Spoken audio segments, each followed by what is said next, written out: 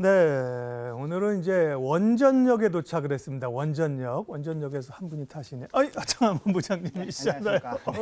잘 지내셨어요? 네. 오랜만에 뵈요, 그죠? 거의 진짜 한 1년 정도 그러니까. 네, 갭이 좀 있었던 것 같습니다. 퇴근길에 만나네. 네, 그러니까요. 5호선 우리가 보라색 원전역에서 탔는데 원래는 지하철 차 안 가지고 지하철 타고 다니시면 집에 내리는 역은 어디예요, 우리 본부장님? 저는 압구정역에서 내립니다. 압구정, 네. 바람 부는 압구정, 3호선. 네, 3호선. 좋습니다. 나중에 압구정에서 한번 또 한번 해야겠네.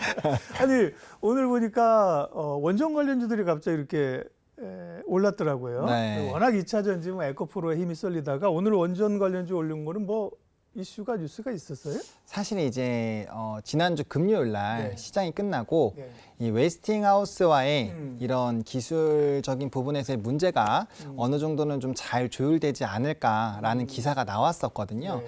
근데 사실 이제 다들 잘 아시겠지만 원전에서 이슈가 됐었던 부분에서의 특히나 큰 문제가 원천 기술 자체가 우리나라에 있지 않다 보니 항상 좋은 수주에 대한 이슈가 나오더라도 맞아요. 소송건이 나타나게 되면서 네. 계약 자체가 좀 힘들어지거나 혹은 소송을 통해서 우리가 먹을 이 수익을 볼 수 있는 부분이 줄어들거나 지난번도 채권권이었던가. 그렇죠. 채권권도 맞아요. 그랬죠. 네. 예. 그래서 그런 이슈가 계속적으로 되고 있는 상황이었는데 이게 이번에 한미 정상회담 관련된 이슈로 좀 긍정적인 결론을 도출을 하고 함께 이제 윈윈하는 전략으로 갈 수 있을 가능성이 높아지고 있다. 이 카더라 통신이에요. 그렇죠. 네. 네, 근데 이제 원전 같은 경우는 사실 굵직한 이슈는 많은데 네.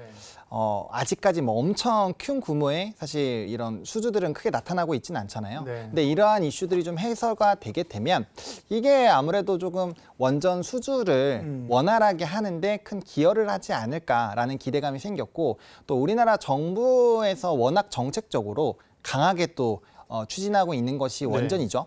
그래서 그런 기대감들이 좀 같이 반영을 하면서 원전주들이 오늘 강세 흐름을 보인 게 아닌가 생각하고 있습니다. 국내에도 이제 원전 모멘텀이 있고요. 이제 새로 원전을 증설해야 되는 문제들, 그동안 못했던 거 정비하고 그쵸. 제철 이런 것도 있고 결국 중요한 건 수출이잖아요. 수출이죠. 수출인데 웨스팅하우스하고의 문제가 한미 정상회담에 우리 관련자들도 가시거든요. 가면서 그쵸. 네, 우리 원전 한수원 쪽 관계자하고이죠. 네. 예, 웨스팅하우스의 사장을 불러가지고 한쪽 테이블에서 밥을 좀 먹이면서 그렇죠.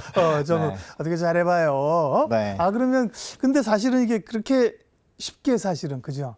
그렇게 네. 간단하게 끝나는 문제는 또 사실 솔직하게 아니잖아. 아니죠. 그렇죠. 네. 그러니까요. 그러니까 이거를 우리가 이제 시간을 두고 좀 봐야 되는 게 네. 사실 만약에 긍정적인 기사가 나오더라도 사실 체코에서의 있었던 그 이제 세부 협약들이 또 네. 어떻게 나오는지를 우리가 확인을 해야 되는데 그렇죠. 이게 시기가 굉장히 길어요. 네. 그러니까 이 원전에 대한 긍정적인 이슈들은 사실 시간을 조금 더 두고 봐야 되는 부분이고 만약에 사업에 진행이 되더라도 SMR이 아닌 이상 네. 사업 기간 자체가 굉장히 길잖아요. 그러니까 그렇죠. 이게 길게 가야 되는 싸움이고 긍정적인 부분이 나오더라도 이게 실질적으로 얼마나 이게 협약에서 도움이 되는지 확인하는 이런 시간들이 필요하기 때문에 일단 좀 긍정적인 방향으로 가고 있다 해서의 이 긍정적인 투자 심리가 좀 나왔다라고 보시면 좋을 것 같고 통상적으로 원래 원전에서 좀 좋은 이슈가 나오면 네. 사실은 갭 상승으로 먼저 시작하는 경우가 많아요. 근데 오늘 같은 경우는 그 정도는 아니었구나. 네, 그건 아니었고 네. 또 주말 사이에 이슈가 엄청나게 많이 있었거든요. 네. 사실 뭐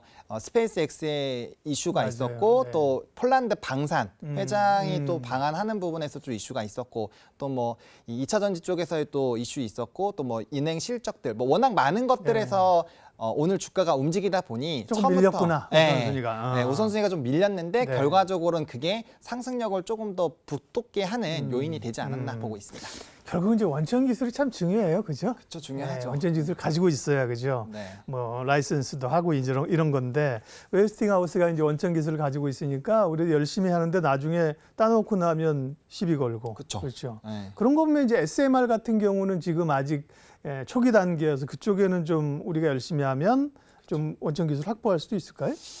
사실 가능성이 없는 거는 아닌데 사실 이 기술이라는 게 결국에는 기존에 있던 사업에서도 얼마나 이 IP를 가지고 있느냐가 또 중요하다 보니 그렇죠. 예. 왜냐면 구조 자체가 소형화됐다고 해서 모든 게 다 다르지는 않을 거란 말이죠. 그러면 기술 중에서 일부분이라도 만약에 조금 적용이 되는 것들이 나오면 예. IP로서 인정을 받는 게 조금 어려울 수가 있습니다. 게다가 사실 이제 이 기업 간의 갈등으로 끝나는 것이 아니라 이게 국가 간의 갈등으로 확대 해석이 되는 부분에서 우리나라가 약간 한 발 좀 뒤로 물러서 주는 움직임도 좀 필요할 수도 있거든요. 그러니까 그런 위치에 있다 보니 약간은 좀 불리한 상황이 마련이 되어 있는 상황이고 네. 사실 좀 억울한 게 웨스팅하우스 같은 경우는 원천 기술을 가지고는 있지만 그렇다 뭔가 이 레퍼런스는 없거든요. 네. 근데 우리나라 같은 경우는 정말 오랜 기간 동안에 정말 저렴하고 기술력 좋은 그 자체적인 부분들을 많이 만들어냈음에도 불구하고 해당 부분들이 좀 인정을 못 받고 있는 게 좀 안타깝고요. 네. 만약에 그러한 부분에 SMR이 이제 차세대 원전에서 좀 기대가 되는 부분인데 만약에 해당 부분에서 우리가 원천 기술을 가질 수 있다면 그때는 정말 독보적인 또 원전 네. 쪽에서의 지위를 가질 수 있지 않을까 생각을 하고 있습니다. SMR 소형 모듈 원전이 이제 뜨고 있는 거고요. 네. 결국은 이제 이슈가 될 거는 정부의 정책. 그렇죠. 예, 말씀하신 것처럼 또 뭐 한미 간의 웨스팅하우스의 문제 해결 네. 내지는 어쨌든 수주 소식이잖아요. 그쵸. 해외 지금 수주 현황은 기대하고 있는 거는 어디 있어요? 네. 뭐 사실 이 앞서 말씀드렸던 뭐 체코, 이집트, UAE도 있고 네. 그다음에 이제 튀르키예 뭐 등등 굉장히 이슈는 많습니다. 네. 사실 뭐 20조 이상, 뭐 30조 이상 규모는 굉장히 큰 것들이 원전 시장을 조금 주도를 하긴 했었죠. 뭐 사우디도 있었고요. 근데 문제가 뭐냐? 여기서 직접적인 아직 결과가 안 나왔다는 거죠. 입찰은 하고 있고 뭐 사업 구상도 하고 있고 선정하는 게 다 미래 예정이기 때문에 아직까지 결정이 난 게 거의 없습니다. 그래서 기대감은 굉장히 큰데 이게 시간 자체가 앞서 말씀드린 대로 좀 길잖아요. 그러니까 기대감이 현재 상태에서는 너무 좋았는데 이 사업 결과를 알려면 6개월을 기다려야 돼요. 만약에 그러면 당연히 투자 심리가 추가적인 이슈가 없다면 네. 약해질 수밖에 없는 상황인 네. 거죠. 자, 그러면 이제 원전 관련주가 좀 부각됐는데 우리의 네. 관심은 네. 기승전 종목 아니겠어요? 그죠? 그렇죠. 그래서 어떤 기업을 봐야 되느냐는 건데 얘기 나올 때마다 제일 얘기 나오는 게 사실 한전기술이 제일 보면 강하게 움직이고요. 오늘도 보면 이제 한전기술이 제일 강했어요. 한전기술이 14% 올랐고 네. 그다음에 두산에너빌리티, 네. 그죠? 오늘도 BHI, 보성파워텍도 10% 올랐네, 네, 그죠? 보성파워텍. 그 가운데서 이제 우리 하본부장이 보시는 네, 저는 일방적으로. 두산 에너빌리티로 좀 선정을 했습니다. 음. 사실 조금 가벼운 종목으로 보신다면은 네. 말씀 주신 뭐 한전기술이라든지 뭐 네. 보성파워텍, 뭐 한신기계 뭐 이런 종목군들이 빠르게는 움직이겠지만 중장기적인 관점으로 봤을 때 조금은 묵직하지만 네. 좀 이렇게 물량을 모으고 끌어가기에는 두산 에너빌리티가 가장 좀 좋지 않을까라고 보고 있고요. 일단 한수원과 2조 9천억 원의 규모의 수주 계약을 따는 게 있고 또 추가적으로 신한울 원전에서의 이런 이벤트 그리고 긍정적인 평가들을 받았던 걸 앞으로 더 가시화할 수 있는 부분들 그리고 앞서 말씀해주신 거로 소형 이제 원자로죠 SMR 부분에서도 사실 좀 수출에 대한 기대감들이 상당 부분 커지고 있는 상황이어서 원전에 대한 기대감도 충분히 큰 상황이고요. 또 이제 두산 에너빌리티 하면은 풍력이랑도 또 연관이 있잖아요. 풍력 터빈. 근데 터빈 같은 경우도 과거에 우리나라 같은 경우는 메가와트 수가 굉장히 적었는데 최근에 10메가와트까지 개발이 완료가 됐거든요. 그래서 이런 뭐 풍력 날개라든지 터빈 부분에서도 최근에 이제 해상 풍력이 특히나 또 성장을 하고 있어서 그런 추가적인 모멘텀들이 부각이 될 수 있어서 네. 원전뿐만 아니라 뭐 풍력, 신재생, 뭐 수력 발전 뭐 여러 가지로 다 활동이 되잖아요. 그래서 그런 부분을 본다면 충분히 두산 에너빌리티를 토픽으로 잡으셔도 어차피 이 이슈는 장기로 보셔야 되거든요. 그렇죠. 그래서 묵직하게 본다라고 한다면 충분히 이 종목으로 보셔도 괜찮지 않을까 한 생각합니다. 종목? 네. 좋아요. 하나만 더 좋아.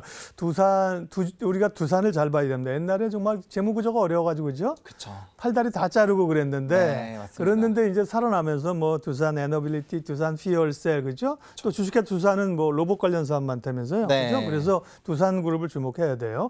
자, 오늘 시장에서 굉장히 강했던 네. 원전 관련주들 이유와 함께 어떤 기업을 봐야 되는지 원전역을 거쳐서 원전 얘기하고 다음 역은 또 어딘지 이동해 보도록 하겠습니다.